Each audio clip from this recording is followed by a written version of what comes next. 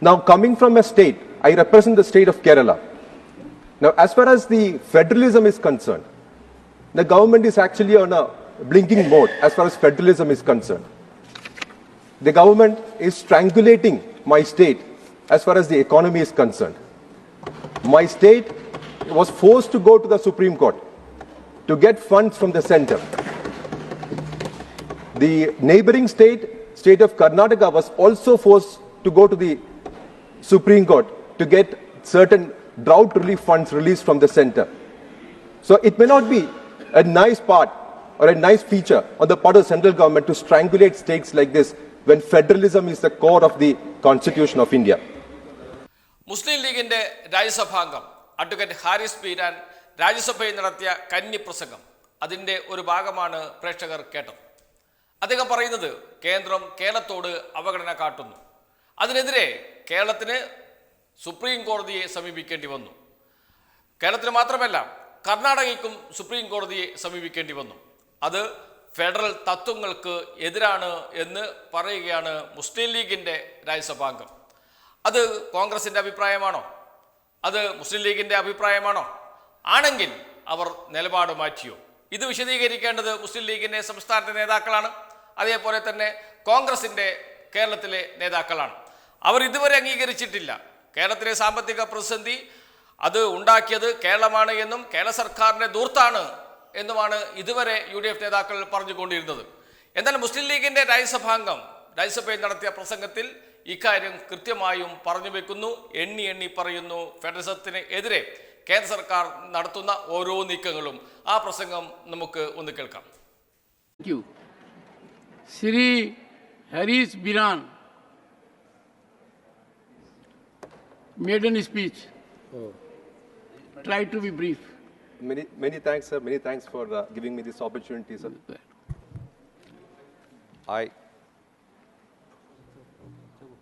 I stand, my lords. I stand on behalf of my party, Indian Union Muslim League, led by its president, Syed Sadiq Ali Shihab Tangal. I am thankful to my leader, Mr. P.V. Abdul Wahab, to have given me this opportunity on the very first day of my swearing in. This is one day which I will never forget. I have heard the speech of the Honorable President.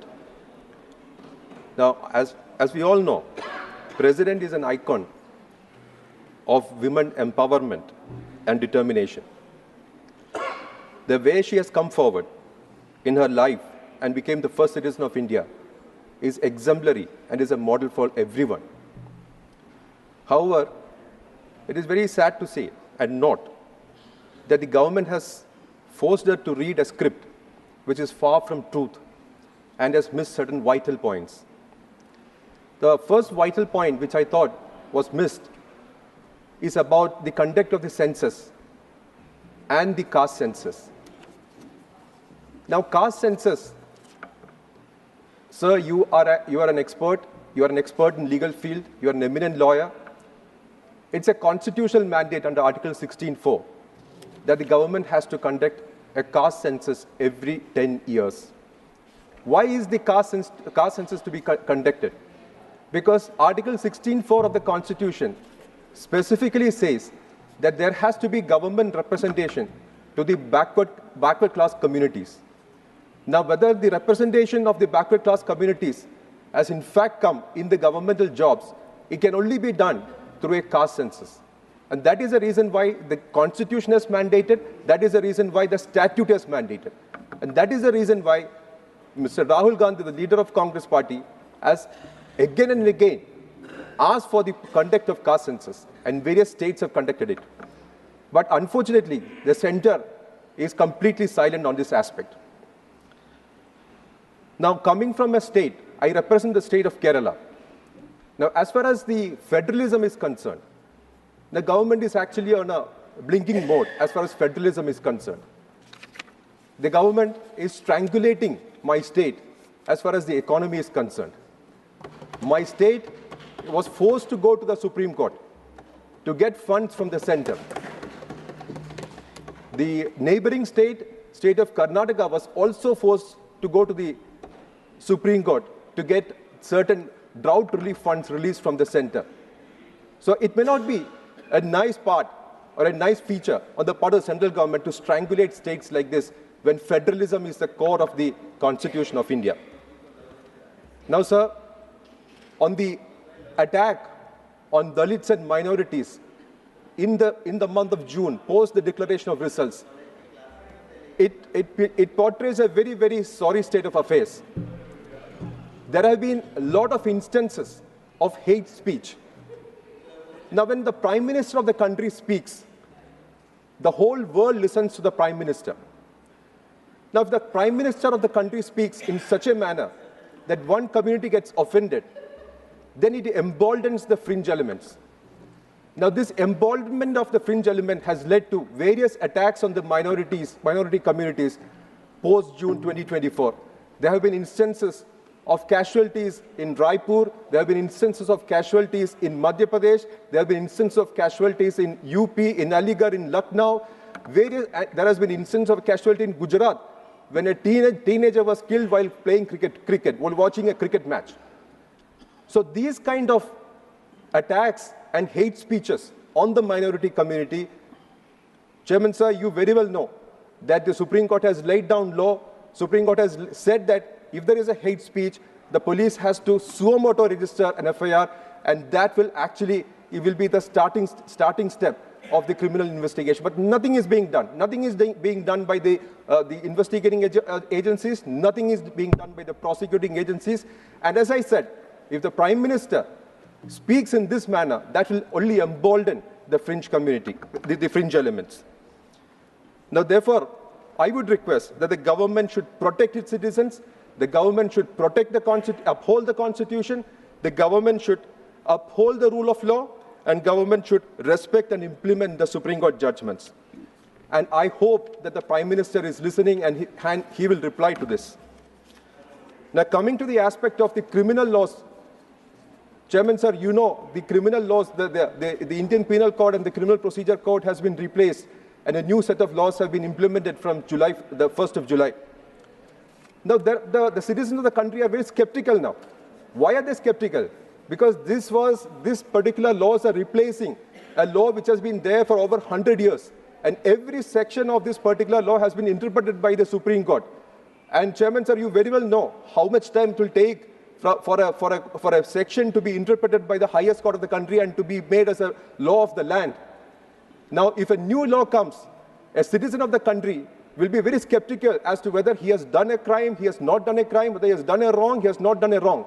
Because everything will be in a very fluid state at this point of time. Therefore, he will have to go to the court, he will have to get an authority from the court, which will take another 20-25 years.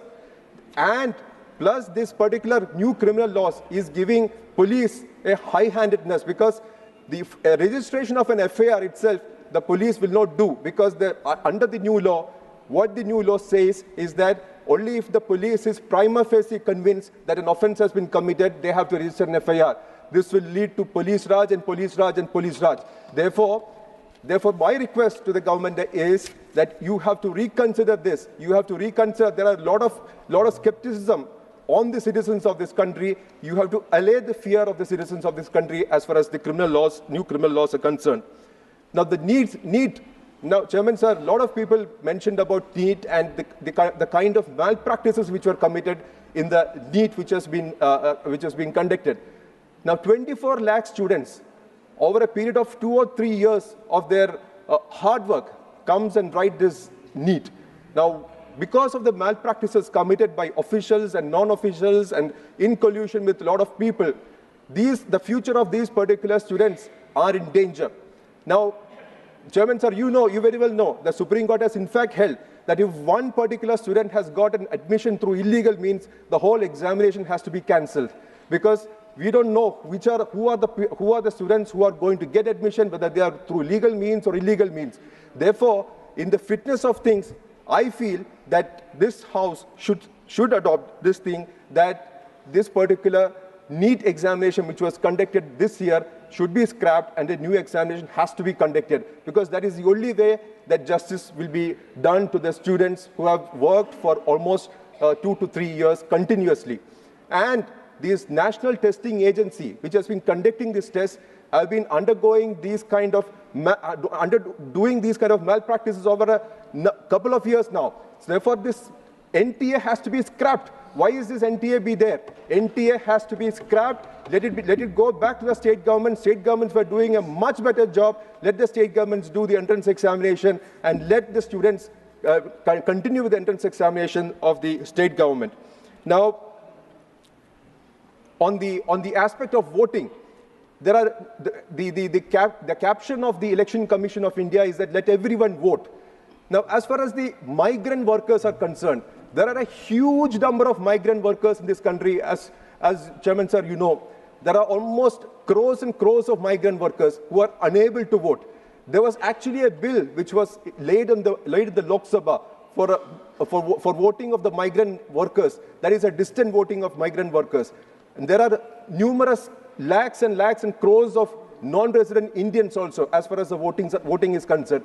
Now, these citizens of India who are migrant workers as well as non-resident Indians are unable to vote. I think it is high time that there should be some amendment to the Representation of People's Act so that this section of the society also can vote. Now, I have got the indication from Chairman Sir that I have to conclude. I am so grateful that you have given me this much time. I am just concluding with one or two just small points. One is on the infrastructure. The infrastructure which the government claim is collapsing on a daily basis. The government has to reply on these aspects. On the economy aspect, 5th largest economy to 3rd largest economy, the farmers are having issues over here. Youth is having issues over here. So all these issues, I think the Prime Minister will have to reply in his speech. Thank you for your time.